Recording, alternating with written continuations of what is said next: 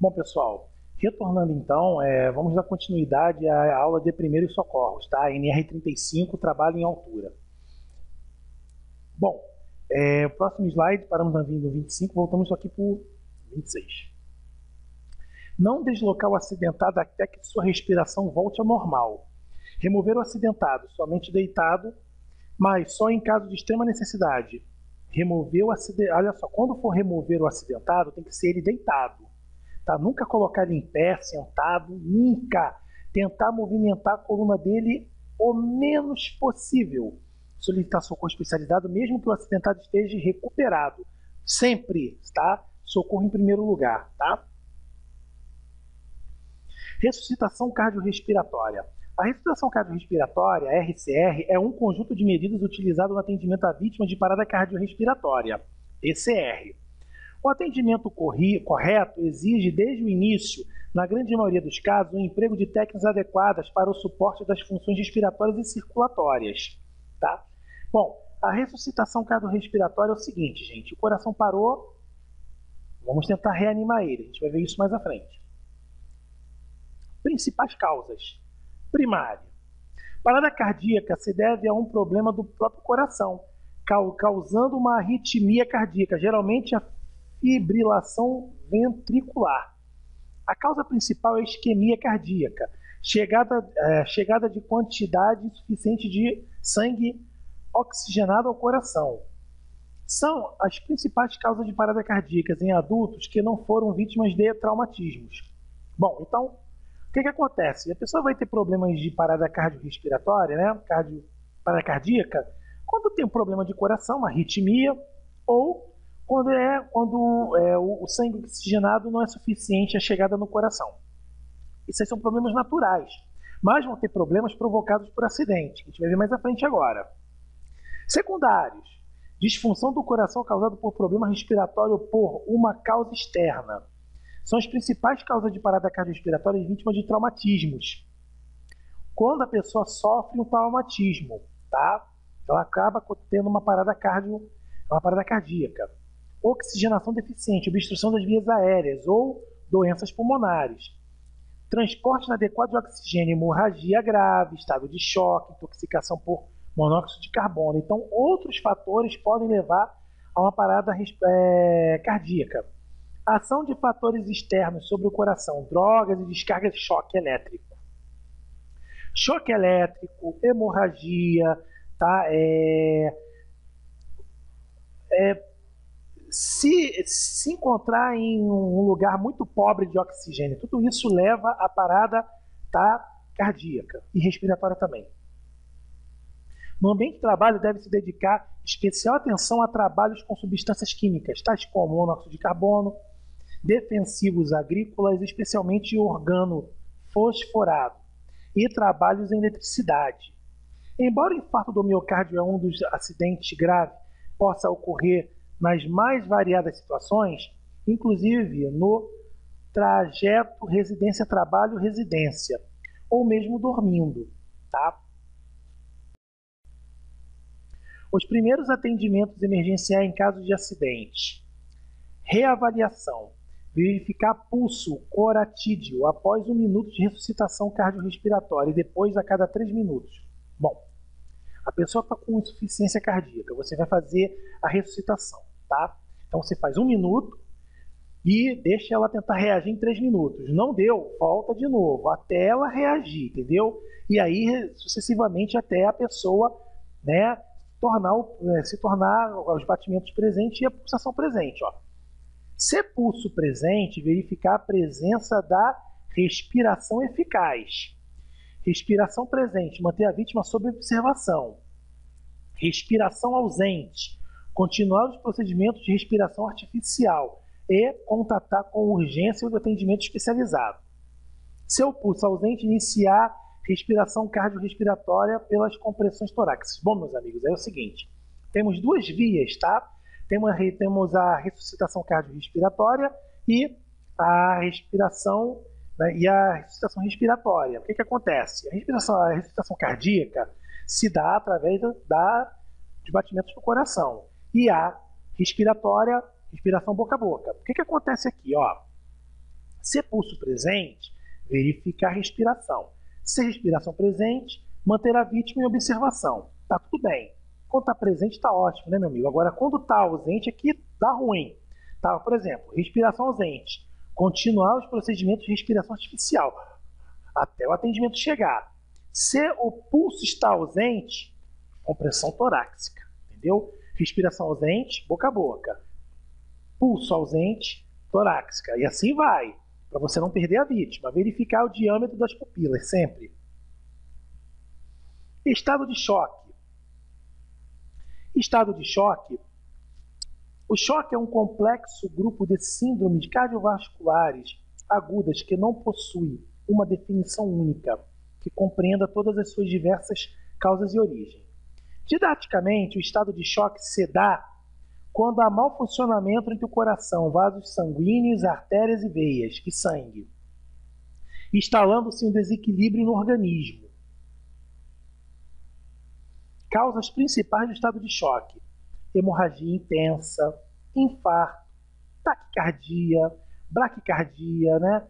Taquicardia, braquicardia, queimadura grave, processo inflamatório do coração, traumatismo crânio e traumatismo grave de tórax, abdômen, envenenamento, afogamento, choque elétrico, picada de animais peçonhentos, exposição frio-calor intenso e septicemia. Isso tudo leva a estado de choque. O que é o estado de choque? É uma baixa muito elevada da temperatura e com isso os sinais vitais vão se perdendo. Sintomas. A vítima de estado de choque ou na iminência de entrar em choque apresenta geralmente os seguintes sintomas: pele pálida, úmida, pegajosa e fria, cianose, arroxeamento de extremidades, orelhas, lábios e ponta dos dedos, suor intenso na testa e palma das mãos, fraqueza geral, pulso rápido e fraco, sensação de frio, pele fria e calafrio, respiração rápida, curta, irregular e muito difícil. Então esses são os sintomas, tá, do estado de choque. A pele pálida, úmida, fria, pegajosa, cianose, suor intenso, fraqueza geral, pulso rápido e fraco, sensação de frio, pele fria, calafrio, respiração curta, tá, irregular, a pessoa tem dificuldade em respirar. Expressão de ansiedade ou olhar indiferente e profundo com as pupilas. Isso afirma que aquele olhar de peixe morto, né? Dilatadas, agitação, medo, sede intensa, visão nublada, náuseas e vômitos, respostas insatisfatórias a estímulos externos, perda total parcial de consciência, taquicardia. Prevenção do choque. Quando eu falo isso, choque é estado de choque, não é choque elétrico não, tá, meus amigos? Algumas providências podem ser tomadas para evitar o estado de choque, mas não há muitos procedimentos de primeiros socorros a serem tomados para tirar a vítima do choque. Existem algumas providências que devem ser memorizadas com o intuito permanente de prevenir o agravamento e retardar a instalação do estado de choque. Tá? Deitar a vítima. A vítima deve ser deitada de costas, afrouxar as roupas no pescoço, peito e cintura. Em seguida, verificar se há presença de prótese dentária, objeto ou alimentos na boca, e os retirar. Os membros inferiores devem ficar elevados em relação ao corpo. Isto pode ser feito colocando sobre uma almofada, cobertor dobrado ou qualquer outro objeto. Então, na verdade, a vítima deve estar deitada de costas e as pernas um pouco elevadas. Para quê? Para fazer a circulação voltar ao cérebro e, enfim, tentar, né, voltar a normalizar toda essa situação. Este procedimento deve ser feito apenas se não houver fraturas desses membros. Ele serve para melhorar o retorno sanguíneo e levar o máximo de oxigênio ao cérebro. Eu falei?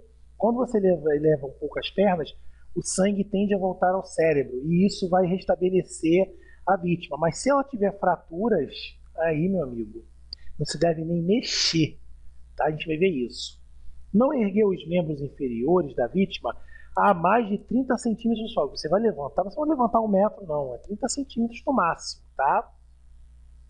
No caso de ferimentos no tórax que dificultem a respiração, ou de ferimento na cabeça, os membros inferiores não devem ser levados. Aí, se tiver dificuldade, tá, machucado ou no próprio cérebro, você vai provocar uma hemorragia. Então, deixa ela nivelada por igual. No caso de a vítima estar inconsciente ou estiver consciente, mas sangrando pela boca, o nariz, deitá-lo em posição lateral de segurança para evitar asfixia. Respiração. Verificar que, simultaneamente, se a vítima respira. Deve-se estar preparado para iniciar a respiração boca a boca, caso a vítima pare de respirar. Pulso. Enquanto as providências já indicadas são executadas, observar o pulso da vítima. No choque, o pulso da vítima apresenta-se rápido e fraco, que é chamado de taquisfemia. É quando o pulso está rápido e fraco, aquela coisa rápida e fraca. Você já sabe que ela está em início de estado de choque. Tá? Conforto. Dependendo do estado geral e da existência ou não de fratura, a vítima deverá ser deitada da melhor maneira possível. Isso significa observar se ela está sentindo frio ou perdendo calor.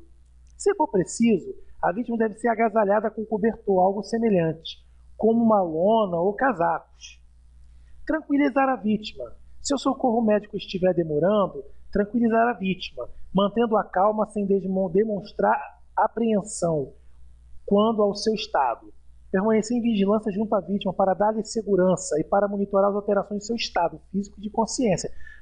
Como assim, professor Douglas? Prioridade, ver se a vítima está consciente ou inconsciente. Se ela estiver consciente, né, colocá-la da melhor maneira possível e confortável. Inconsciente, meus amigos, é que piora o quadro. Por quê? Porque aí você vai ter que ver se ela tem hemorragia ou não, elevar a perna dela, para fazer a circulação dela voltar no início do estado de choque, ver a respiração dela se estiver paralisando, respiração boca a boca, ver os batimentos cardíacos, se tiver o coração não batendo, ressuscitação, né, cardiovascular e por aí vai, tá? Até a equipe médica chegar, tá? Para a gente não perder essa vítima. Choque elétrico, tá? Dos acidentes mais assim relacionados à nossa NR35. Porque geralmente choque elétrico ele está envolvido muito em poste. E com isso é trabalho em altura. Geralmente 70% dos casos de trabalho de queda de trabalho em altura está envolvido em eletricidade em poste. Então é bom ter um conhecimento como lidar com choque elétrico. E também quando se adentra em tubulação, né, de espaço confinado, né, com passagem de corrente elétrica, também tem que saber. Isso está envolvendo trabalho em altura. São abalos musculares causados pela passagem de corrente elétrica pelo corpo humano. As alterações provocadas no organismo humano pela corrente elétrica dependem principalmente de sua intensidade, isso é, da amperagem. A patologia das alterações provocadas pode ser esquematizada a 3 tipos de fenômeno: eletroquímico, térmico e fisiopatológico. Esses efeitos variam, porém, conforme a sua frequência, intensidade medida em amperes, a tensão medida em volts, a duração da passagem pelo corpo, seu percurso através do mesmo nas condições em que se encontrava a vítima. Então, o choque elétrico ele é muito relativo, tá? Por quê? Porque vai depender da intensidade, da amperagem, o tempo que a vítima ficou exposta a esse choque, tudo isso vai contar. Os acidentes com eletricidade também oferecem perigo à pessoa que vai socorrer a vítima. Sim. Por quê? Você tem que ver, tá? Não adianta nada a pessoa estar tomando a carga elétrica se for lá encostar na pessoa. Você vai ser o segundo vitimado. Então, tá? Você tem que ver isso com muita calma. Causas principais. Nos ambientes de trabalho encontramos este acidente quando há falta de segurança nas instalações e equipamentos, como fios desencapados, falta de aterramento elétrico, parte elétrica de um motor que, por defeito, está em contato com a sua carcaça, imprudência, indisciplina, ignorância, acidente. Primeira coisa, você viu a vítima, né, que ela sofreu uma descarga elétrica. Próximo ao fio desencapado, você tem que afastar esse fio. Mas como, professor Douglas? Pega um pedaço de cabo de vassoura, madeira, algo que não seja bom condutor e afasta esse fio desencapado de vocês. O que não pode ficar, você vai ocasionar um segundo acidente. E vai ser com você, certamente. Sintomas, efeitos gerais: mal-estar geral, sensação de angústia, náusea, câimbras musculares de extremidades, paretensias, dormência, formigamento, ardência e sensibilidade de pele, escotomas cintilantes, visão de pontos luminosos, é quando a pele fica bem queimada, né? Cefaleia, vertigem, né? Tudo isso são sintomas de choque elétrico. Arritmias, ritmo irregular. Bom, por que o choque elétrico provoca arritmia no coração? Porque o nosso coração ele bate devido a uma descarga elétrica que ele recebe. E ele recebe uma outra descarga elétrica muito superior, o que acontece? O coração vai ficar totalmente descompensado, tá? Então isso é muito preocupante. Falta de ar, principais complicações: parada cardíaca, parada respiratória, queimaduras, traumatismo de crânio, ruptura de órgãos internos e óbito.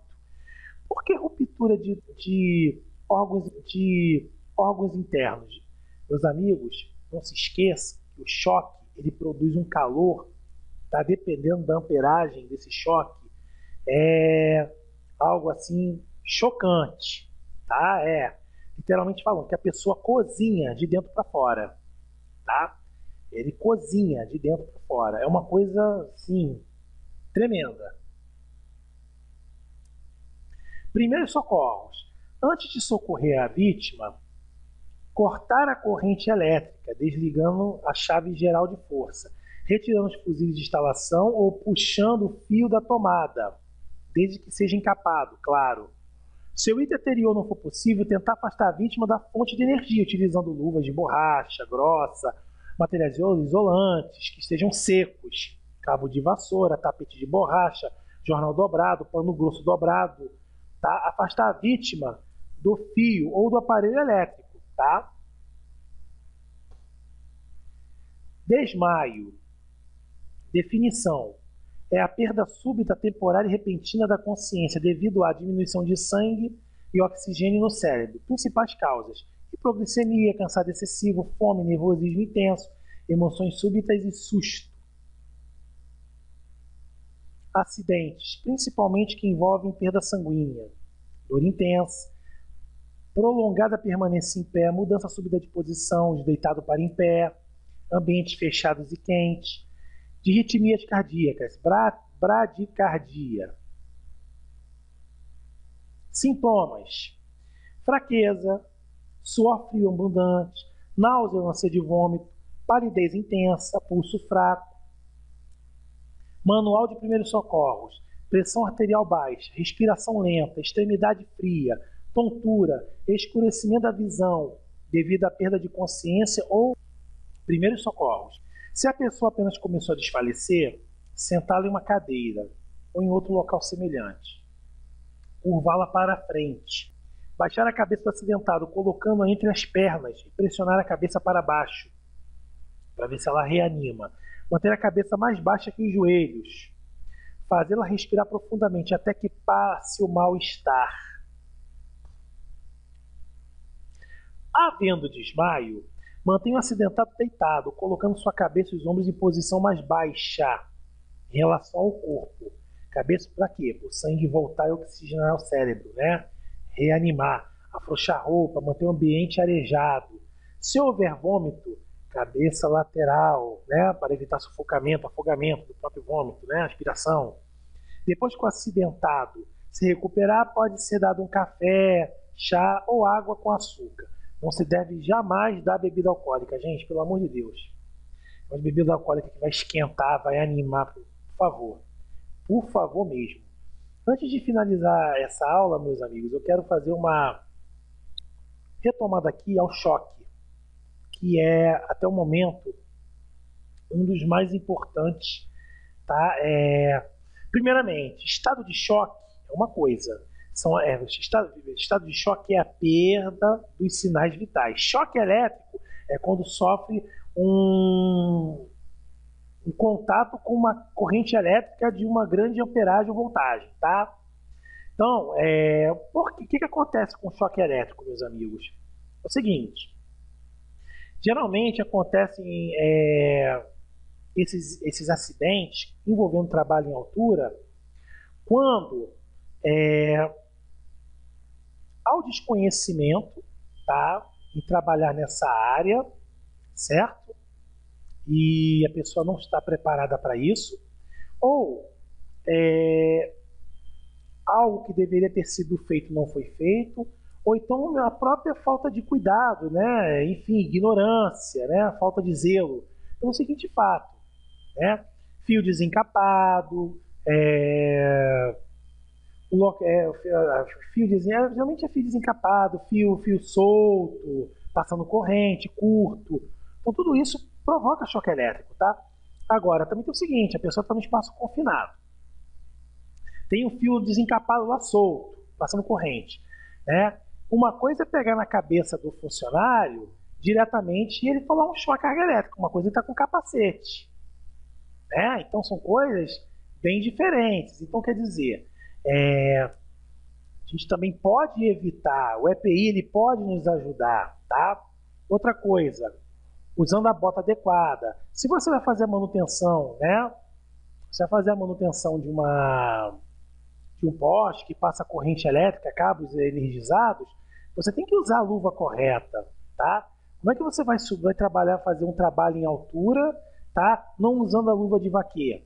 Quer dizer, usando uma luva que não é isolante, tá? Então você vai tomar uma carga elétrica. Então quer dizer, é um tipo de trabalho que envolve altura, mas que envolve eletricidade. Então a NR10 está aí para nos ajudar, tá? Ó, imprudência, indisciplina. Mas Douglas, como assim? Eu vou trabalhar com eletricidade e faço indisciplina? Sim. Você não tem os cuidados, você não procura ver se está passando corrente, se não está passando, você não procura saber se desligou na chave geral, né, e sai mexendo. E a eletricidade não perdoa, não tem perdão, entendeu? Uma vez feito, é feito. Os sintomas gerais. Ó, outra coisa, além disso, cãibra musculares de extremidades. Por que acontece isso? Devido à grande carga elétrica que você toma. Então, quer dizer, ardência, dor, porque é uma queimadura. Na verdade, gente, o choque elétrico é uma queimadura de dentro para fora que você sofre. Você cozinha por dentro até por fora. É uma coisa horrível, tá? As principais complicações, parada cardíaca, né? Esse é o primeiro, porque o coração ele trabalha com eletricidade e quando vem uma corrente elétrica muito superior, altera totalmente o metabolismo. Queimaduras, né? Porque você cozinha, você tosta de dentro para fora, parada cardíaca e traumatismos. Dependendo, se for um choque com altura, em um poste, traumatismos diversos, porque você vai ser jogado lá de cima, a mais de 8, 9 metros. Logicamente, você vai cair cheio de traumatismos, tá? De fratura, enfim. É complicado, meu amigo. É complicado. Os primeiros socorros, né? Já foram... falamos sobre isso, né? Que temos que desligar os fusíveis, né? Puxar a tomada, enfim. Cortar aquela corrente. Se não for possível, afastá-la com jornal, cabo de vassoura ou um tapete de borracha enrolado seco. Molhado, você vai acabar tomando choque porque a água é um excelente condutor de eletricidade. Falou, meu amigo? Nunca se esqueça disso. Falamos do desmaio, né? Pouca coisa. Agora, também eu queria voltar a falar dos sinais vitais, né? O que acontece, meus amigos? Aí é o seguinte. Ah, Douglas, como é que eu vou saber? Poxa, uma coisa na teoria, outra coisa na prática, professor. Estou trabalhando, estou lá com meus colegas, trabalham em altura, e de repente, fulano caiu da escada, tomou um choque de 4 metros, bum, se estribuchou no chão. O que eu vou fazer? Eu vou ficar mais nervoso do que tudo na vida. Meu amigo, eu sei que não é fácil, tá? O certo é a gente pedir a Deus para nunca acontecer, mas infelizmente acontece. As estatísticas estão aí e não mentem, tá? Acontece por quê?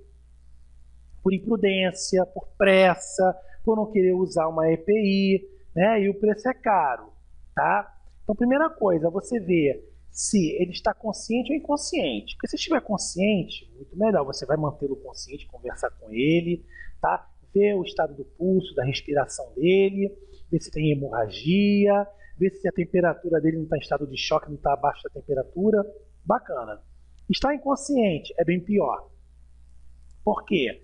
Porque você vai ter que colocar ele com a cabeça lateral, para ele não ficar sem ar. Se ele estiver sem respirar, respiração boca a boca, se não tiver batimento cardíaco, ressuscitação cardio, tá? Então, isso tudo para reanimar. Outra coisa, ver a temperatura, né? Manter sempre a vítima aquecida, tá? Então, se ela não tiver hemorragia nem ferimento, colocar as pernas, membros inferiores um pouco acima. São procedimentos simples que dá para você fazer. Contactar a equipe de emergência para salvar. E você vai servir como um apoio, uma ponte, tá? Para as pessoas do resgate, né? Do serviço de saúde, de apoio, tá? Então é isso, meus amigos. Tá? Essa parte aqui, então, de primeiros socorros, eu estou finalizando. Vamos para a nossa última parte. Na próxima aula vamos falar de contusões, fraturas, contusões, luxações, que é muito relacionado a NR35, trabalho em altura. A gente se vê numa próxima aula, tá certo? Bons estudos para